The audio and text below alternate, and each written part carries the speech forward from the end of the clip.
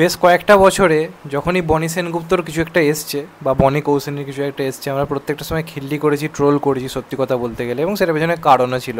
এই যে Robbins kitchen নিয়ে যেটা হলো, বা তার আগে বেশ কিছু কাজ নিয়ে, তো যেগুলো খারাপ লেগেছে মেনলি খারাপ বলেছি। এবার বনির সিনেমার কোনো একটা গান আসছে, সেই গানটা ভালো, এবার সেটাকে যদি ফালতু ফালতু নেগেটিভিটি করি, সেটা কোথাও একজন রিভিউয়ার হিসেবে ভুল হবে।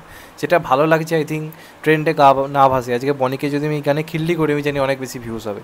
কিন্তু যেটা ভালো, যে গানটা ভালো হয়েছে, যে গানটা আলটিমেটলি একটা ভালো গান হয়েছে, আলটিমেটলি সেটাকে কিন্তু অনেস্টলি দিয়ে রিভিউ করা কিন্তু দরকার রয়েছে। তো এখন কথা বলবো একটা গান নিয়ে, যে গানটার নাম হচ্ছে তোরই সাথে, ফ্রম দ্য মুভি হাঙ্গামা.com।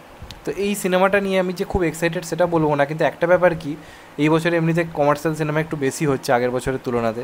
আর অনেক দিন পর বাংলাতে কিন্তু একটা মাল্টি স্টারার কমেডি মুভি আসতে চলেছে, যেটাতে আমরা অ্যাকশন, ড্রামা, কমেডি সব কিছু পাবো। এটা একটা ভালো দিক। আমার ওমকে বরাবরই ভালো লাগে, ওমকে প্রপারলি কাজে লাগানো হয়নি, সেটা ওমকে মানে অন্য দিক। ওমকে কিন্তু আমার ব্যক্তিগতভাবে অ্যাজ অ্যান অ্যাক্টর কিন্তু খারাপ লাগে না, ভালোই লাগে। আর বনি কিন্তু প্রথম দিকে যখন এসেছিল, তার কাজগুলো কিন্তু ভালোই ছিল। বরবাদ, পারবো না আমি ছাড়তে তোকে, দুটো কাজ কিন্তু যথেষ্ট ভালো ছিল।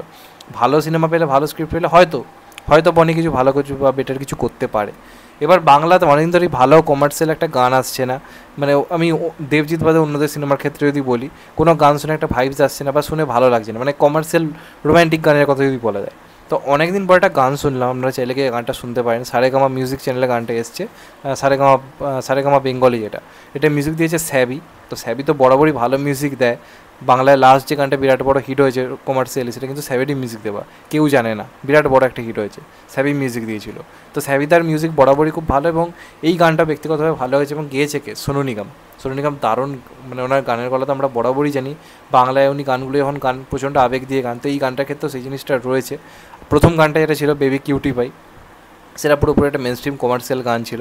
সেই গানটা কিন্তু বেশ ভালো রকমই ভিউজ জেনারেট করেছে, মোটামুটি 5 লাখের কাছাকাছি ভিউজ হয়েছে।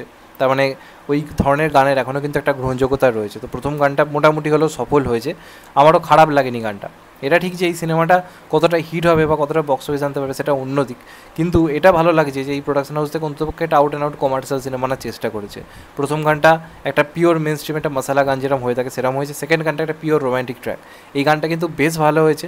বেসিক্যালি ওম এবং শ্রাবন্তীর যে জুড়িটাকে এখানে বেশ ভালোই লাগছে তাদেরকে একসাথে দেখতে, এবং অপরদিকে বনি কৌশিনী জুটিটাকে তো বরাবরই দেখতে ভালো লাগে। এটা ঠিক যে এবার তারা ভালো সিনেমা করে না, কিন্তু জুটিটাকে দেখতে কিন্তু বরাবরই ভালো লাগে। তো এখানেও সেই জুটিটাকে দেখতে ভালো লাগছে, কিন্তু যেটা মেন ম্যাজিক ক্রিয়েট হয়ে গেছে সেটা হচ্ছে সাবিদার মিউজিকে সোনু নিগমের কণ্ঠ। গানটা কিন্তু আলটিমেটলি ভালো গান হয়েছে।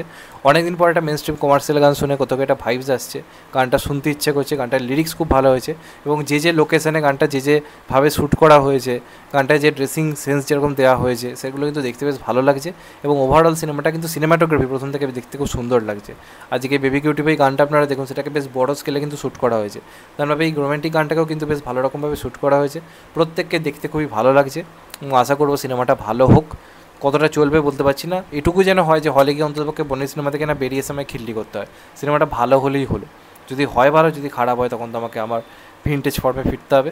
তবে গানটা ভালো হয়েছে, নো ডাউট। গানটা শুনে একটু চমকেই গেলাম, কারণ অনেক দিন হলো বাংলাতে ভালো কমার্শিয়াল রোম্যান্টিক ট্র্যাক আসে না, অনেক দিন পর এসছে। তো সেটা শুনে কিন্তু ভালো লাগলো। তোমাদের কেমন লেগেছে অবশ্যই কমেন্ট করে জানা। যদি না শুনে থাকো, সারেগামা বেঙ্গলি চ্যানেলে যাও, সেখানে গিয়ে গানটা আই থিঙ্ক তোমরা শুনতে পাবে। তো এটাই বলা ছিল। চ্যানেলটা নতুন হলে চ্যানেলটাকে সাবস্ক্রাইব করে দিও and create the bell icon. ভালো থেকো সবাই, টেক কেয়ার, নমস্কার, আবার দেখা হবে। ভালো থেকো সবাই, এখনো মতো বাই।